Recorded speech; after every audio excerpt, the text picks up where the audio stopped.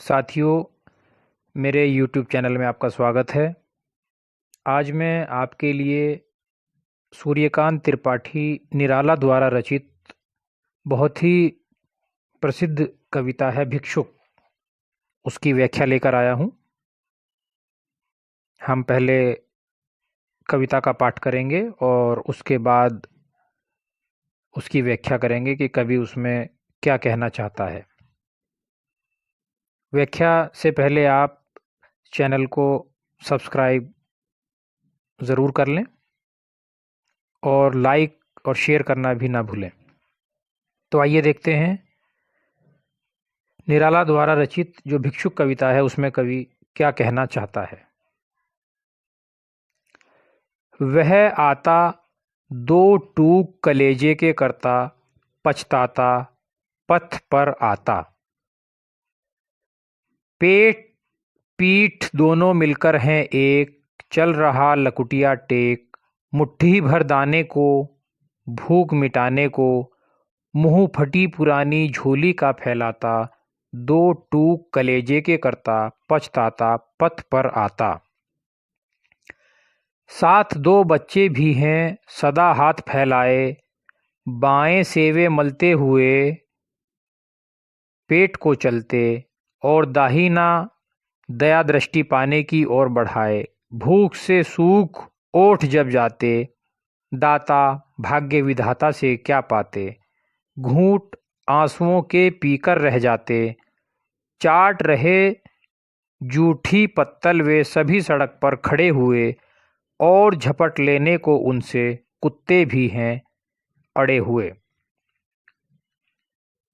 यह अवतरण कवि सूर्यकांत त्रिपाठी निराला द्वारा रचित भिक्षुक कविता से लिया गया है। इसमें कवि ने पूरी संवेदना के साथ एक भिक्षुक का वर्णन किया है। क्या कहता है कवि, इसकी व्याख्या देखते हैं। वह आता दो टूक कलेजे के करता, पछताता पथ पर आता। कवि निराला वर्णन करते हुए कहते हैं कि जब भिक्षुक आता है तो उसकी दयनीय दशा देखकर हृदय के टुकड़े होने लगते हैं। कहने का तात्पर्य यह है कि वह स्वयं अपनी भी करुणाजनक स्थिति से सभी को हार्दिक वेदना से भर देता है। क्यों भर देता है? पेट पीठ दोनों मिलकर हैं एक, चल रहा लकुटिया टेक। इसका कारण यह है कि वह इतना दुर्बल और कमजोर है कि उसका पेट और पीठ मिलकर अर्थात एकदम चिपककर एक से प्रतीत होते हैं। वह अपने कष्टमय जीवन को लेकर पछताता रहता है और अपनी लाठी टेक टेक कर चल रहा है। मुट्ठी भर दाने को, भूख मिटाने को, मुंह फटी पुरानी झोली का फैलाता। दो टूक कलेजे के करता, पछताता पथ पर आता। वह एक मुट्ठी दाने को प्राप्त करके अपनी भूख मिटाना चाहता है और इसके लिए लोगों के सामने अपनी फटी हुई पुरानी झोली को फैलाता है। उसकी उस स्थिति को देखकर संवेदनशील व्यक्ति के हृदय के दो टुकड़े होने लगते हैं। उस गरीब की ओर किसी का ध्यान नहीं जाता है। इस कारण दुख का अनुभव करते हुए वह अपने जीवन पर पछताता है और नित्य ही मार्ग पर आता जाता दिखाई देता है। साथ दो बच्चे भी हैं सदा हाथ फैलाए, बाएं सेवे मलते हुए पेट को चलते, और दाहिना दया दृष्टि पाने की ओर बढ़ाए।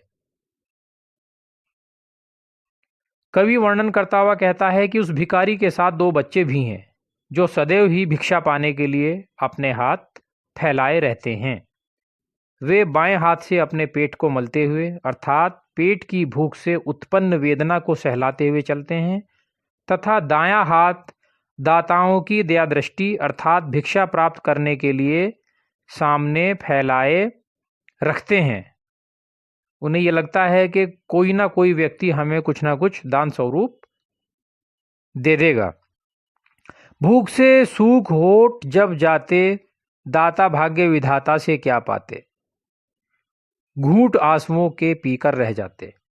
कवि वर्णन करता है कि भिक्षुक जब भूख से व्याकुल हो जाता है और प्यास से उसके होंठ सूखने लगते हैं, तब उसकी स्थिति और अधिक दयनीय हो जाती है।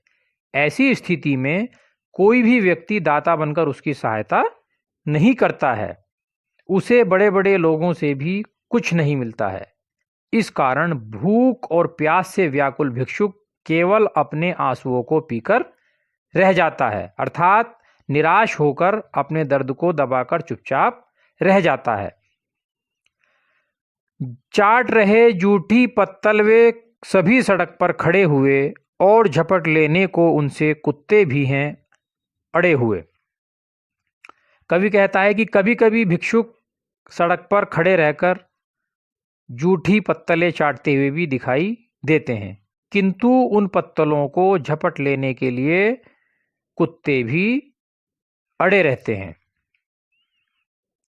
इस कविता में सूर्यकांत त्रिपाठी निराला जी का मानवतावादी दृष्टिकोण अभिव्यक्त हुआ है, जिसमें उन्होंने भिक्षुक के बहुत ही दयनीय चित्र को चित्रित किया है।